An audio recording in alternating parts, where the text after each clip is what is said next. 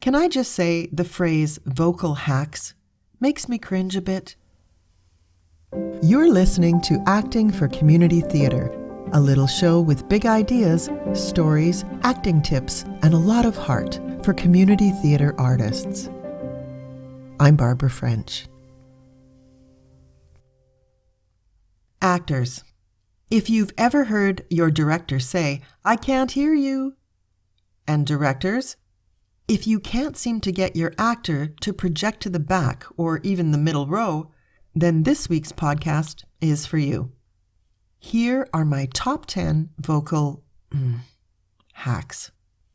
Number 1, breath support. I can't overstate the importance of breath. I just can't. I really should put it as number 2, behind relax, because you need to relax first, although breath can help you relax in a big way. But it's just so darn important that it had to come first. Your breath supports and creates every sound that you make. Your breath is your engine. It's your power. It's your center. You can't live without breathing for more than a few minutes at best. You can't perform without it at all. So learn how to breathe properly, deeply from your diaphragm. Grab a friend or a family member and try this. Both of you stand fully erect and with good posture, but relaxed and comfortable, one in front of the other, like you're standing in line at the bank. Now, have your friend put their open hands with their palms on you and their thumbs pointing upwards on both sides of your lower back, just a little below the bottom of your rib cage. Then take a few deep breaths in and out and ask them if they can feel their hands pushing outwards when you inhale. If not, try to push their hands away with each inhalation. Keep practicing until you can really get the bottom of your lungs filled up and you're pushing their hands away. Once you think you've got it, ask them if your shoulders are rising and falling while you're breathing. And if not, then you're probably breathing from your diaphragm. Number 2, relax. If you're tense, you are not able to access all of your breath.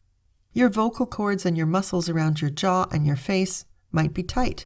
Nervousness will make you forget your lines, and good vocal production skills will fly right out the window. Find a good physical warm-up routine. Practice calming your mind, and focus on the action that you'll be playing.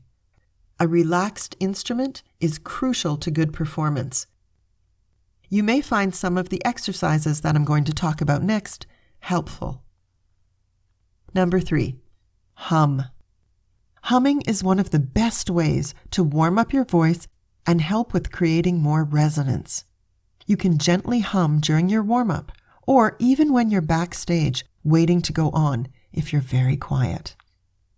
Try to move the hum around to see if you can get that buzzy feeling in your chest, then in your lips, and then up in your nose. Number 4, count. Here's a good exercise to get your breath tuned up.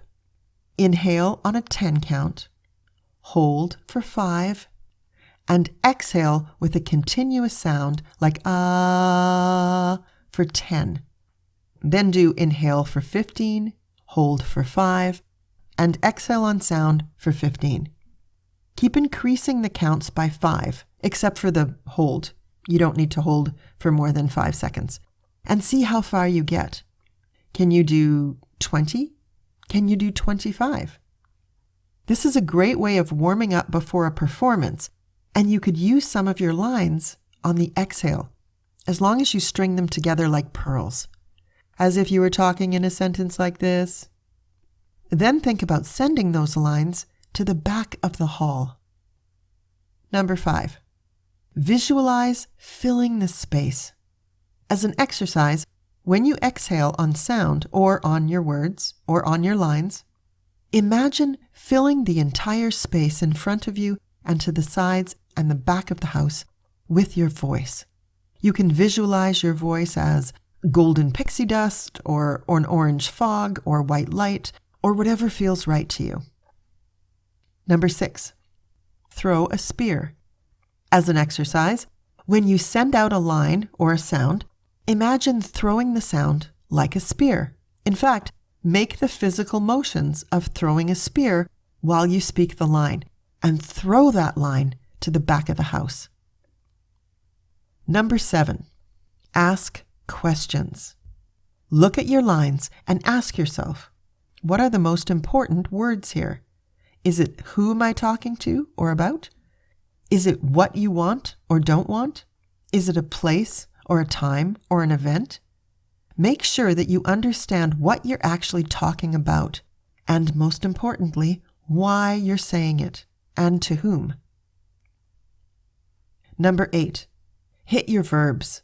Anyone who has done some Shakespeare knows that in order to make it understandable, the audience needs to hear the verbs. These are the action words in the sentence, and we have to hear them. Otherwise, the lines don't make as much sense, and they won't have the impact that the playwright intended. Obviously, this isn't a hard and fast rule. You have to emphasize other words in your sentences as well, but it's a good general rule. Number 9, try not to swoop up into your lines. It's like you're warming up, like you're not really ready for each sentence before you start it.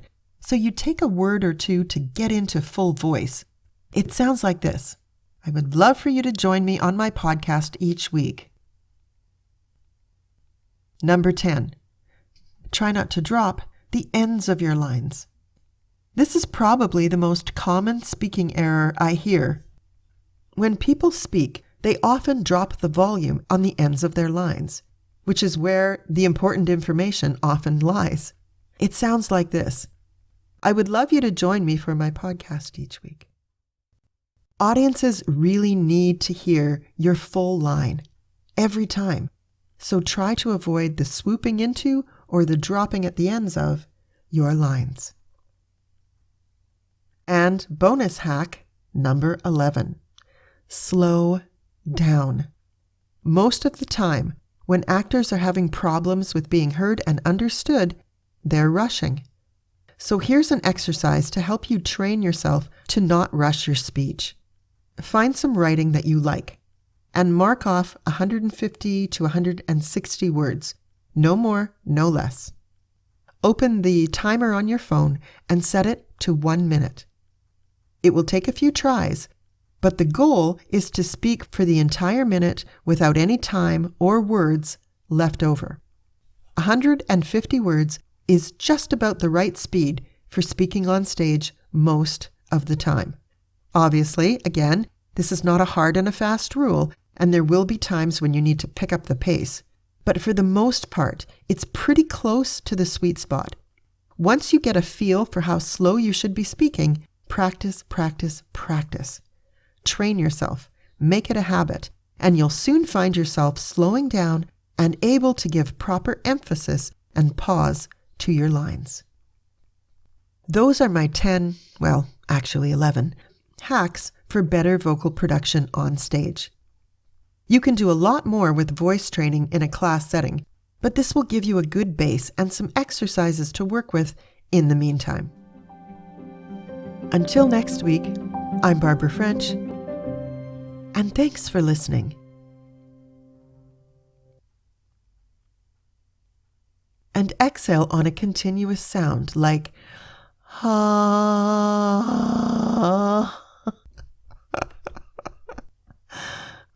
I must have hacked my voice, my vocal, Damn.